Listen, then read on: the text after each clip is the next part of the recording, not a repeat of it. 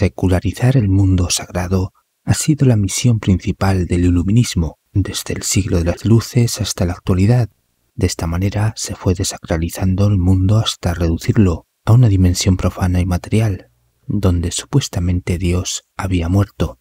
expresión con la que Nietzsche nos avisaba de que Dios había sido asesinado por los promotores del ateísmo desde la Ilustración y por los ideólogos del marxismo durante el siglo XIX, y esta muerte de Dios condujo a la crisis espiritual del mundo moderno, que Guénon, Évola y otros denunciaron durante la primera mitad del siglo XX. Sin embargo, la crisis de conciencia fue imparable en un mundo cada vez más desacralizado.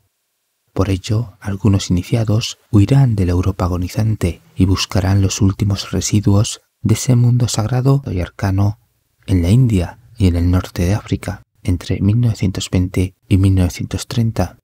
En cambio, otros iniciados permanecerán en Occidente incluso después de la Segunda Guerra Mundial. Precisamente, entre 1927 y 1945, el mundo moderno había pervertido y desviado los principios espirituales de la actual civilización. Así que en este mundo invertido, Dios fue degradado y encerrado en los templos. El olvido de sus seguidores y su sustitución por dioses paganos sería su muerte definitiva.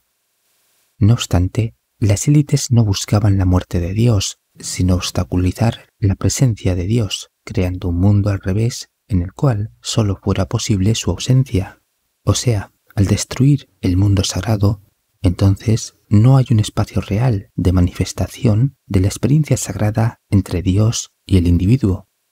para lo cual se promovieron ideologías e ismos, tales como el existencialismo, el objetivismo, el humanismo secular, el empirismo lógico, el marxismo y el nihilismo posmoderno, doctrinas filosóficas e intelectuales que establecen el vacío existencial del ser humano y la negación del sentido terrenal y metafísico de la vida en un mundo que es exclusivamente materialista y hedonista. En este caldo de cultivo, los poderes fácticos potenciaron la idea de una humanidad vulgar, mediocre e ignorante para crear una identidad de rebaño y así poder adoctrinarla fácilmente mediante agendas ocultas, con las cuales se buscaba normalizar valores invertidos y subversivos a través del feminismo, la homosexualidad y otras expresiones minoritarias que estaban siendo promovidas para transformar el mundo, haciendo creer a los seres humanos que son libres e iguales bajo falsos discursos sociales y falsas doctrinas esotéricas. Pero la experiencia contracultural demostró que el satanismo y la filosofía luciferina se habían normalizado en los contextos profanos y que muchas personas se corrompieron creyendo que su búsqueda espiritual consistía en transformar el mundo. En cambio, otras personas, entre ellos algunos iniciados, buscaron el mundo sagrado en los años 60, aunque solo hallaron pequeños reductos en México, Perú, la India y África, los cuales serían contaminados por el turismo y los movimientos hippie New Age en los años 70. Así pues, no se puede devolver a la vida a un occidente espiritualmente muerto a través del ocultismo contracultural, cuyas fuentes de energía no se buscan en la naturaleza, ni en los lugares santos, ni en la tierra sagrada, sino en el más allá o a través de la magia sexual.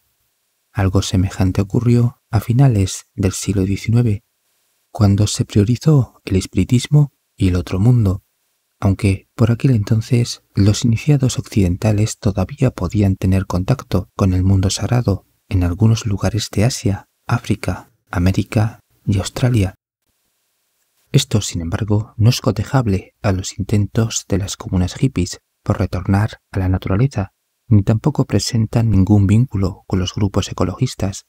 cuyo discurso acabará politizándose con el Partido Verde y la agenda del cambio climático, cuya acusación consiste en que la humanidad es una plaga para la naturaleza y por esa razón debería estar confinada en sus casas, lo cual demuestra que no es suficiente con expulsar a Adán y Eva del jardín del Edén, sino que ahora la humanidad también tiene que perder sus vínculos, esto es, la creación y el creador, la naturaleza y Dios, las dos columnas del mundo sagrado, y sin esas dos presencias, la humanidad queda deshumanizada en un mundo desacralizado y antinatural. Precisamente desde hace un tiempo, los poderes terrenales están trabajando en un mundo artificial, tecnológico y transhumanista. Es el mundo de la cuarta revolución industrial, donde la humanidad alcanzará su estado final de zombificación y cosificación, es decir, su transformación en zombis autómatas u objetos deshumanizados. En consecuencia, la humanidad desaparecerá tal y como la conocemos, y ya no habrá posibilidad de rescatar el mundo sagrado donde las fuerzas divinas y naturales estaban presentes como energías espirituales que los humanos podían percibir. Buenos días, buenas tardes y buenas noches.